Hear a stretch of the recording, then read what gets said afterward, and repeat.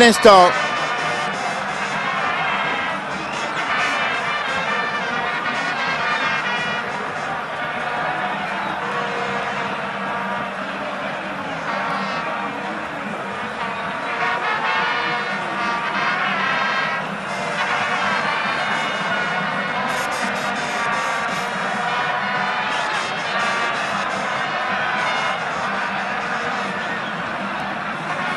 Monsieur Diaoupé qui va donner le coup d'envoi de ces 45 dernières minutes dans cette finale aller Orange CAF Champions League 2010. Et voilà qui est fait.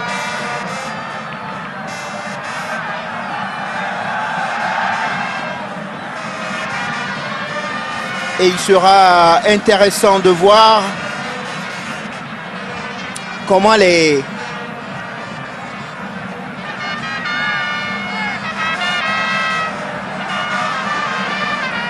nos amis tunisiens vont essayer de trouver la clé pour marquer ne serait-ce qu'un petit but dans cette deuxième période.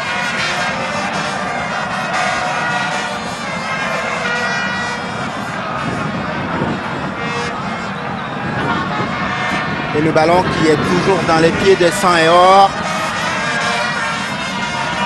Attention, hein. Et la touche. Attention à ce geste. Attention à ce geste. De la part de Youssef Sakni, parce que son geste peut être mal interprété.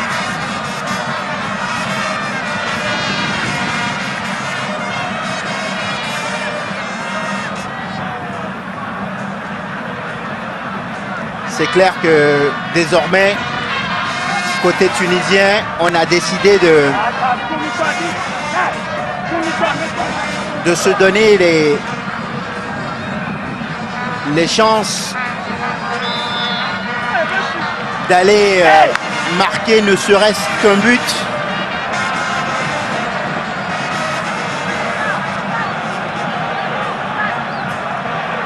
Cette équipe tunisienne qui a sorti en demi-finale Al Ahly du Caire, battu 2-1. Attention, on va suivre cette occasion et le jeu qui se poursuit et l'arbitre qui ne bronche pas. Attention parce que il aurait pu accorder un autre penalty.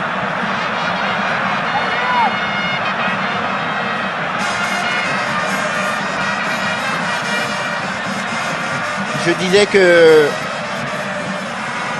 les espérantistes avaient sorti donc l'équipe égyptienne d'Al Ahly, alors qu'au match aller, ils avaient été battus 2-1. Au match retour, ils ont fait l'essentiel en marquant le petit but qu'il fallait. Le but marqué à l'extérieur a suffi pour les propulser en finale. De son côté, le TP Mazembe s'était imposé 3-1 au match aller à domicile et les Congolais sont allés arracher le nul 0-0 au match retour, l'essentiel ayant été fait au match aller et l'équipe de la jeunesse sportive de Kabylie n'ayant pas trouvé les clés pour marquer des buts. C'est l'éternel débat sur les compétitions dont la formule permet de jouer un match aller, un match retour. La question est toujours de savoir s'il est bon ou pas d'aller jouer le match aller, de jouer le match aller à domicile et d'aller jouer le retour à l'extérieur ou vice-versa. Il y a deux écoles, hein. Il y a celle qui préfère l'école qui défend le match aller à l'extérieur parce que il y a un avantage à cela. Vous pouvez, si vous êtes dans un très bon soir, à aller arracher une victoire ou ne serait-ce qu'un match nul et marquer le fameux but à l'extérieur. Je crois que les Tunisiens, s'ils laissent jouer les Congolais, ils peuvent payer cher. L'attentisme, Diaba qui cueille cette balle tranquillement, lui qui n'aura pas été véritablement inquiété dans la première période, mis à part la frappe lointaine tout à l'heure de Eneramo.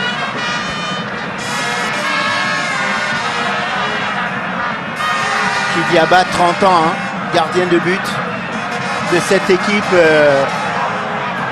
du TP Mazembe. Attention à ce bon ballon et la mauvaise passe dans le mauvais timing. Diaba qui est arrivé au club depuis 2002 quand même. C'est un taulier dans cette équipe.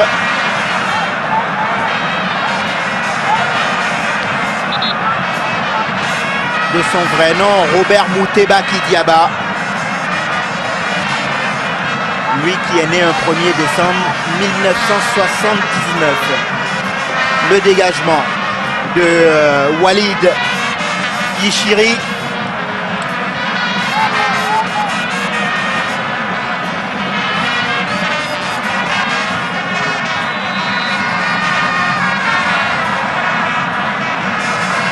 Alors qu'on s'est aperçu que si ce ballon avait été donné dans le bon timing, il aurait pu faire mal.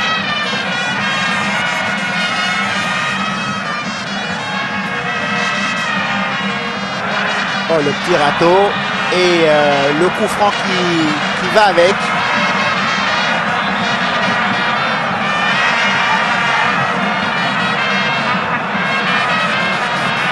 Monsieur Diaupé qui va accorder ce coup franc après cette faute sur Kassoussoula. Et comme d'habitude, c'est le préposé au coup de pied arrêté. L'un des préposés, Patou Kabangou, qui va se charger de ce coup franc qui va être rentrant, frappé fort. Et c'est un corner à venir avec cette tête de Ishiria qui est venu couper la trajectoire avant même que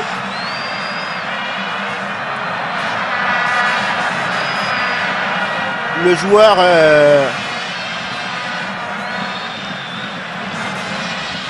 congolais ne mette sa tête. Attention à un autre corner, il y a une possibilité de frappe, elle est complètement écrasée et la bonne défense des Tunisiens qui ne se laisse pas forcément impressionner.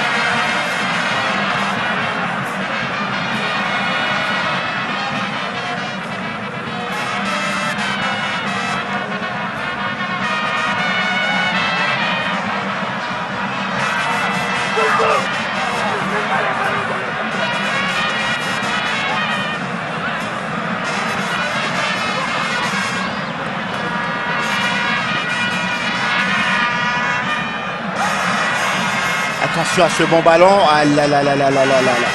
Il s'était pas compris.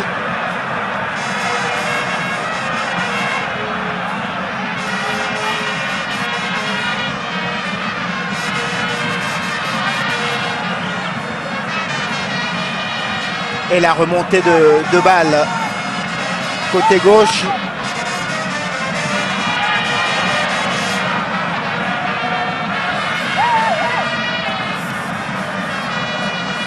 Il y a une envie de jouer de la part des Congolais. Attention à ne pas se laisser aspirer parce que cette équipe tunisienne a montré qu'elle avait les capacités de se projeter très très vite devant.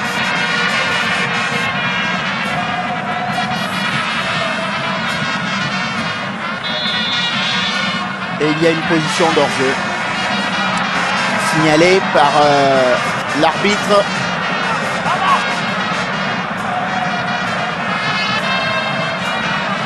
Le match retour est prévu pour se jouer le 13 novembre à Tunis. Nous y serons forcément.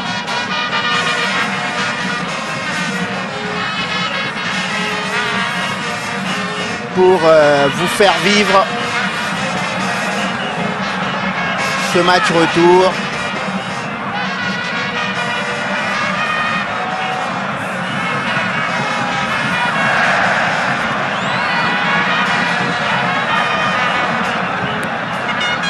Et on a l'impression que